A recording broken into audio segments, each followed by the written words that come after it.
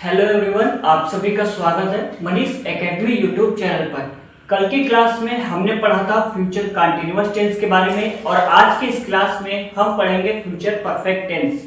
यदि आपने पिछला सारा वीडियो नहीं देखा है तो उस वीडियो को आप सभी देख सकते हैं। मैंने ऑलरेडी प्लेलिस्ट बना दिया है, आप सभी एक बार चेकआउट जरूर कर लीजिएगा, ठीक है।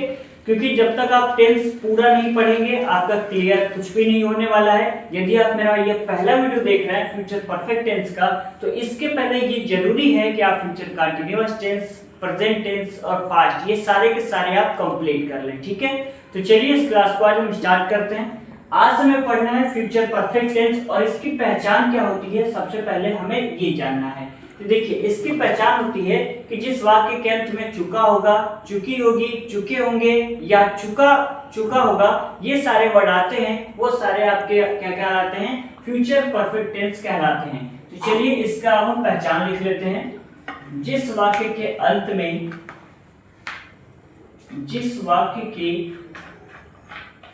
में चुका होगा और क्या, चुकी होगी, और क्या होगा, चुके होंगे और चुका होगा और चुकेगा, चुकेगी,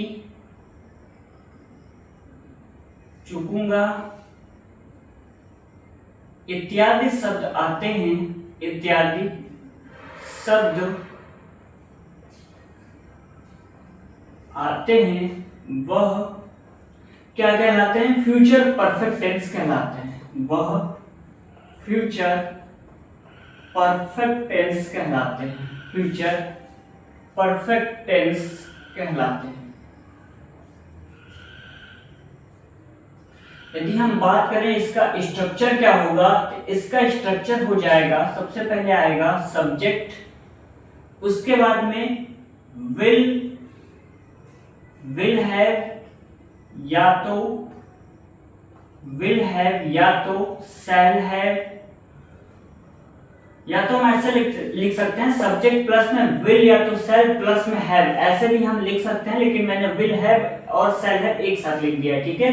विल हैव या शैल हैव, उसके बाद वर्ब की तीसरी फॉर्म या तो उसके बाद आएगा ऑब्जेक्ट। इसको हम ऐसे भी लिख सकते हैं, सब्जेक्ट प्लस में क्या करेंगे, विल या तो शैल का प्रयोग करेंगे, उसके बाद में हैव का प्रयोग करेंगे, उसके बाद में वर्ब की तीसरी फॉर्म, उसके बाद में ऑब्जेक्ट का प्रयोग करेंगे। मतलब इसको दो तरीके से स्ट्रक्चर को लिख सकते हैं। मैंने विल के साथ हैव रख दिया है और शैल के साथ हैव रख दिया है। यहाँ पर विल और शैल के बाद मैंने हैव लगाया है, मतलब बात वही है, विल हैव लगाना ही लगाना है और शैल हैव लगाना ही लगाना है, ठीक है। तो चलिए हम पहला स्ट्रक्चर को क्लियर कर देते हैं, ठीक है। आपको जो सुविधा लगे वो स्ट्रक्चर को लिख सकते हैं, क्योंकि बात दोनों एक ही कहा जा रहा है।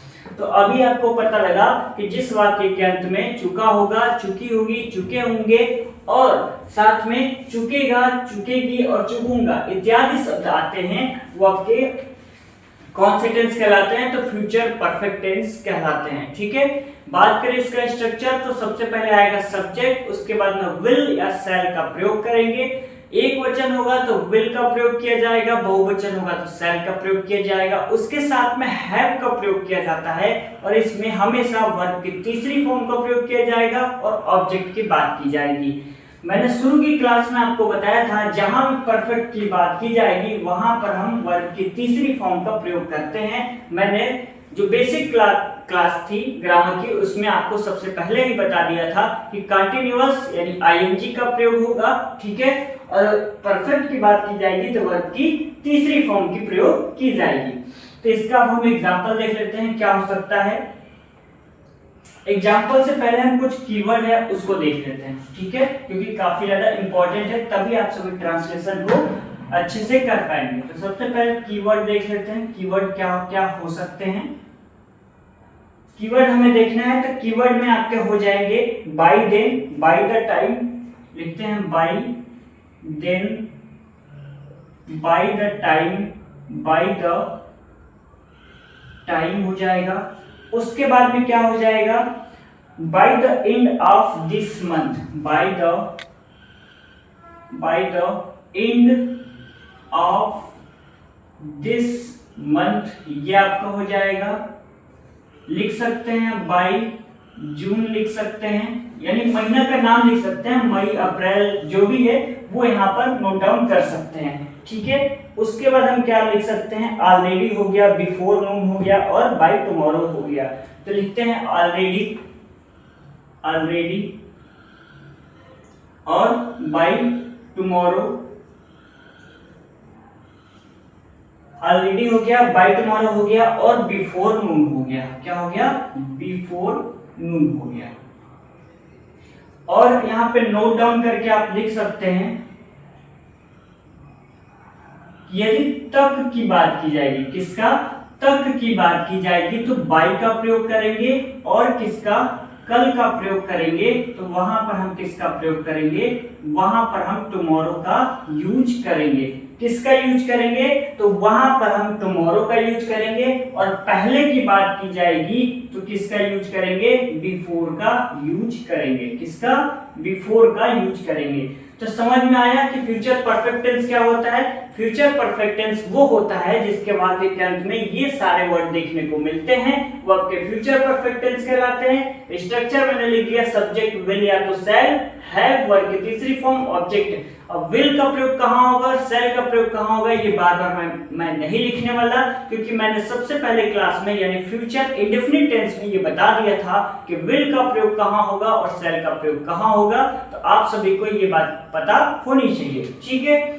कीवर्ड में सबसे पहले क्या आएगा, बाय द आएगा, उसके बाद बाय द टाइम, उसके बाद bye the end of this month हो सकता है, जैसे बाय जून, एग्जांपल में बाय मई, या जो भी अप्रैल, कुछ भी लिख सकते हैं। ऑलरेडी का प्रयोग हो सकता है, बाय टुमारो का यूज हो सकता है, और बिफोर नून का प्रयोग हो सकता है।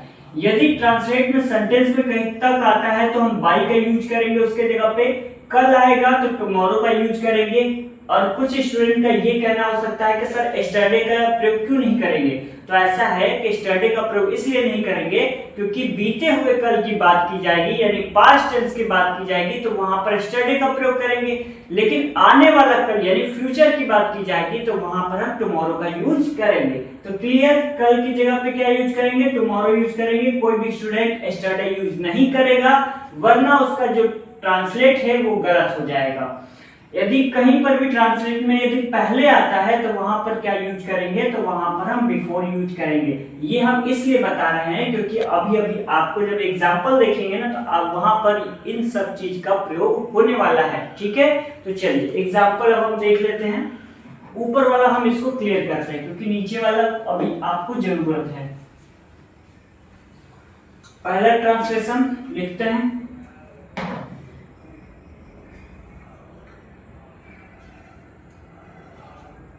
तुम कल तक यह कार्य कर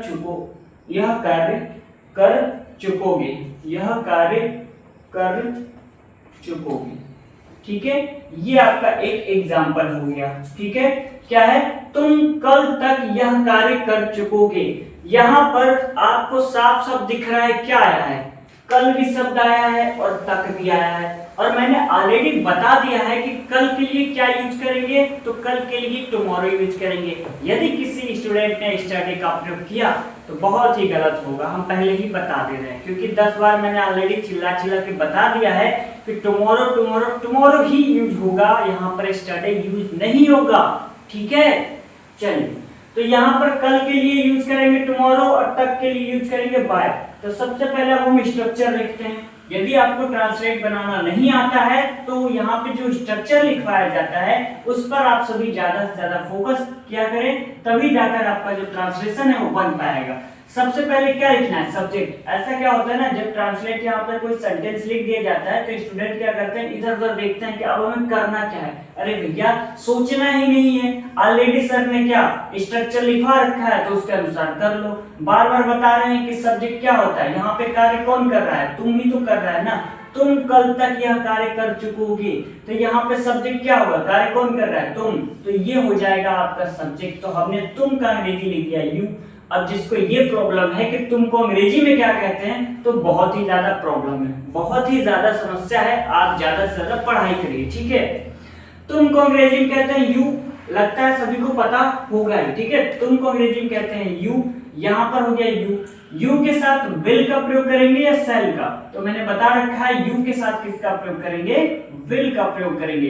केवल आई और वी के साथ में हम सेल का यूज करते हैं और बाकी अन्य कर्ताओं के साथ, जैसे सपोज दैट ही आ गया, सी, इट और यू आ गया, उसके साथ हम विल का प्रयोग करते हैं, ना कि सेल का प्रयोग करते हैं। केवल आई और वी के साथ किसका प्रयोग करते हैं, सेल का प्रयोग करते हैं। जबकि मैंने इसके अलावा और भी बताया था, जहां पे प्रॉमिस की बात की जाएगी, डिटर्मिनेशन की बात की जाएगी और थ्रेट की बात की जाएगी, वहां पर आई और वी के साथ विल का प्रयोग होगा। किसका, आई और वी के साथ विल और बाकी अन्य कर्ताओं के साथ सेल का प्रयोग होगा।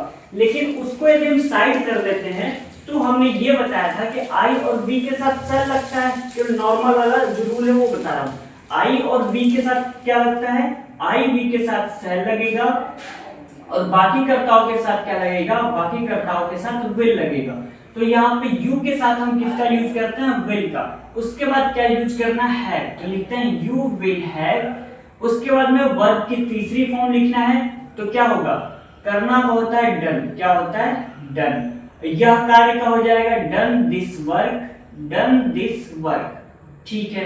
यहां तक तो कंप्लीट कर लिया। बात आता है ये, तो ये तक का लिखेंगे बाय और उसके बाद में कल का हो जाएगा टुमारो, क्या हो जाएगा, टुमारो।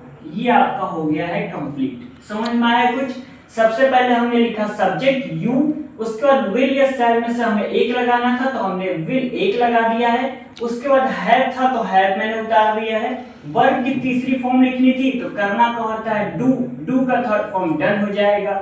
ऑब्जेक्ट लिखना था, तो ऑब्जेक्ट यह कार्य है, तो यह का अंग्रेजी दिस कार्य का हो जाएगा वर्क।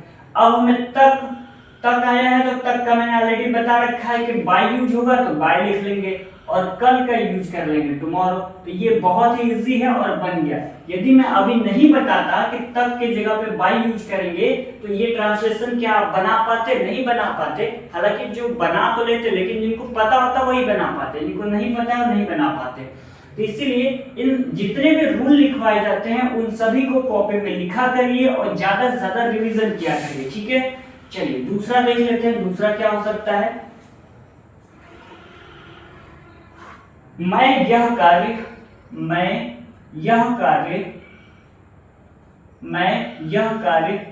दोपहर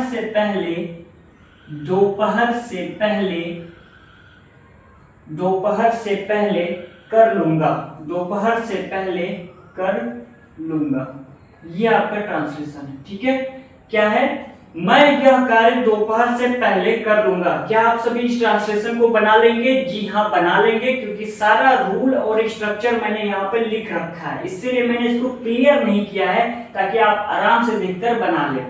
तो सब्जेक्ट क्या है, मैं, इसका अंग्रेजी लिखेंगे आई के साथ विल लगाएंगे या सेल लगाएंगे? अब आप सभी खुद ही बताइए।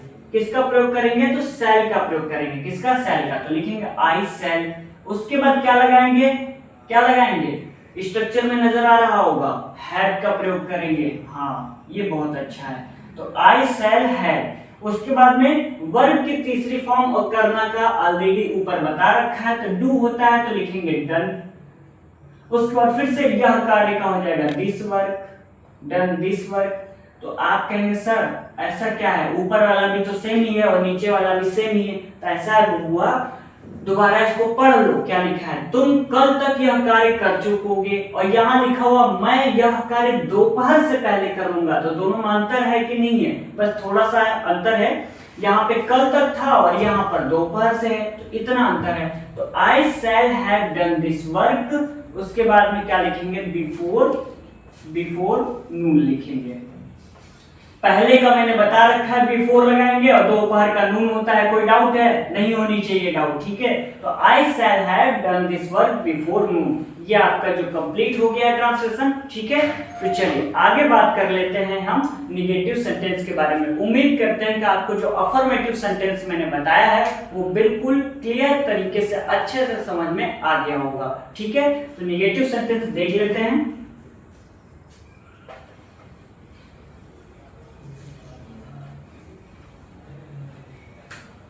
मैं नीचे वाला क्लियर नहीं कर रहा हूं, ठीक है, केवल ऊपर ऊपर क्लियर करके बता रहा हूं। नेगेटिव सेंटेंस हेडिंग डालते हैं, नेगेटिव सेंटेंस, इसका स्ट्रक्चर क्या होगा, इसका स्ट्रक्चर तो लिखेंगे सब्जेक्ट प्लस में विल या तो शैल, प्लस में हैव, प्लस में नॉट, प्लस में वर्ब की तीसरी फॉर्म, प्लस में ऑब्जेक्ट। अब कोई स्टूडेंट करता क्या है, मैं ये आपको बताता हूं। वो क्या करता है, सब्जेक्ट लिखता है, उसके बाद विल या तो शैल लगाएगा, मतलब दोनों में से कोई एक लगाएगा, उसके बाद में नॉट का यूज करता है, उसके बाद में हैव का यूज करते हैं। लेकिन क्या है, वो गलत है। क्या है, वो गलत है। आप सभी ध्यान रखिए कि सबसे पहले सब्जेक्ट तो लिखेंगे ही, उसके बाद में विल या तो शैल लगाएंगे, उसके बाद में हैव लगाएंगे और उसके बाद में नॉट का यूज करेंगे। अब तो डाउट नहीं रहेगा ना कि विल शैल के बाद नॉट लगा ले या फिर हैव लगा ले, तो बहुत ही गलत हो जाएगा, ठीक है। तो ऐसा गलती ना करें, इसके लिए यही है कि जो पढ़ाया जा रहा है उस पर फोकस करें और ज्यादा से ज्यादा रिविजन करें। क्लास 10th और 12th के बच्चे ज्यादा से ज्यादा पढ़ाई करें, क्योंकि उन्हें बोर्ड एग्जाम देना है, और क्या 9th 11th वालों को तो देना नहीं है, ठीक है। तो सब्जेक्ट विल या तो शैल, उसके बाद हैव का यूज करेंगे, उसके बाद नॉट, उसके बाद वर्ब की तीसरी फॉर्म और ऑब्जेक्ट का प्रयोग करेंगे। एग्जांपल देख लेते हैं क्या हो सकता है इसका एग्जांपल, इसका एक एग्जांपल देख लेते हैं कि क्या हो सकता है, ठीक है। तो लिख लेते हैं, मेरे आने से पूर्व, मेरे आने से पूर्व, मेरे आने से, मेरे आने से पूर्व कैलाश, कैलाश अपना पाठ, कैलाश अपना पाठ याद नहीं कर चुकेगा, नहीं कर चुकेगा, नहीं कर चुकेगा। उम्मीद करते हैं आपको साइड में दिख रहा होगा, मेरे आने से पूर्व कैलाश अपना पाठ याद नहीं कर चुकेगा। देखिए ये बड़ा सेंटेंस लिखा हुआ है तो डरना नहीं है, ठीक है। ऐसा ना हो कि बड़ा सा सेंटेंस देखकर आप घबरा जाए और डर जाए। पेपर में जब भी आपको बड़ा सेंटेंस दिख जाए तो वहां बिल्कुल मत घबराइएगा, आराम से और शांति से बैठकर एक बार, दो बार, तीन बार ट्रांसलेशन को पढ़िए और याद करिए कि ये कौन सा टेंस हो सकता है और उस टेंस का स्ट्रक्चर क्या होगा, फिर आप बनाना उसको स्टार्ट कर सकते हैं। इसमें क्या प्रॉब्लम है, लास्ट में चुकेगा आया है तो मैंने बता रखा है कि फ्यूचर परफेक्ट टेंस होगा, कोई प्रॉब्लम नहीं होनी चाहिए यहाँ तक। अब बनाना इसको है कि मेरे आने से पूर्व कैलाश अपना पाठ याद नहीं कर चुकेगा। तो क्या करेंगे, इस वाले पार्ट को हम क्या करेंगे, पहले बनाएंगे। क्या करेंगे, पहले बनाएंगे। तो इसमें आपका जो सब्जेक्ट वो क्या है, कैलाश है, तो लिखेंगे कैलाश, बड़े आराम से लिख लेते हैं कैलाश। उसके बाद में कैलाश के साथ क्या लगाएंगे, विल का प्रयोग करेंगे, क्योंकि सभी को पता है विल लगाएगा, शैल तो लग नहीं सकता, तो कैलाश विल। उसके बाद में क्या लगाएंगे, हैव लगाएंगे, मतलब ये भी मैंने उतार दिया, ये उतार दिया और ये उतार दिया। अब हमें नॉट भी सेम उतारना है तो नॉट भी लिख दिया। अब आता है कि वर्ब की तीसरी फॉर्म, तो तीसरी फॉर्म होता है, क्या होता है, याद करने का क्या होता है, लर्न, और इसका हो जाएगा LEARNT, लर्न हो जाएगा। तो Kailash will have not learned, उसके बाद में अपना का हिज लेसन, हिज लेसन। उसके बाद क्या होगा, हिज लेसन, पूर्व है ना, तो यहां पर हम किसका यूज करेंगे, बिफोर का यूज करेंगे, ठीक है। Learn his lesson before I come, before I come, ये आपका हो गया ट्रांसलेशन कंप्लीट। एक बार फिर से समझ लीजिए, लिखा मैंने मेरे आने से पूर्व कैलाश अपना पाठ याद नहीं कर चुकेगा, तो जो लास्ट वाला पोर्शन है उसका हम ट्रांसलेशन पहले बना लेते हैं, Kailash will have not learned his lesson, और पूर्व है यानी पूर्व यानी पहले की बात की जा रही है तो बिफोर लगाएंगे, और मेरे का हो जाएगा आई, आने का हो जाएगा कम। देखिए ये वाला जो पार्ट है ना, मेरे आने से पूर्व, इसको हम बनाएंगे प्रेजेंट इंडेफिनिट में। किसमें बनाएंगे? प्रेजेंट इंडेफिनिट में बनाएंगे। और प्रेजेंट इंडेफिनिट का जो स्ट्रक्चर होता है वो होता है सब्जेक्ट प्लस में वर्ब की पहली फॉर्म एस या ईएस प्लस में ऑब्जेक्ट। किसी बच्चे का डाउट ये होगा कि सर यहाँ पर एस या ईएस तो आया नहीं है, तो बाबू ऐसा है कि यहाँ पर आई है और आई के साथ एस या एस नहीं आता, क्योंकि ये तो बहुवचन हो जाएगा ना, तो नहीं हो जाएगा। ठीक है, तो आई के साथ हम कम लिखेंगे। ठीक, तो उम्मीद करते हैं आपको अफर्मेटिव और नेगेटिव अच्छे तरीके से समझ में आ गया है। तो कल की इस क्लास में हम पढ़ेंगे इंट्रोगेटिव सेंटेंस। ठीक है, यदि वीडियो आपको पसंद आया हो तो प्लीज इस वीडियो को लाइक कर दीजिएगा। अपने दोस्तों में इस वीडियो को आप सभी शेयर कर सकते हैं। कमेंट करके ये बताइएगा कि आपको वीडियो कैसा लगा। कोई सुझाव है तो भी दे सकते हैं। जहां पे आपको नहीं समझ में आया है उसको भी नीचे आप कमेंट कर दीजिएगा। मैं आपका जो डाउट है वो क्लियर करने की बिल्कुल कोशिश करूंगा। ठीक है, तो मिलते हैं कल की क्लास में। तब तक के लिए बहुत बहुत धन्यवाद।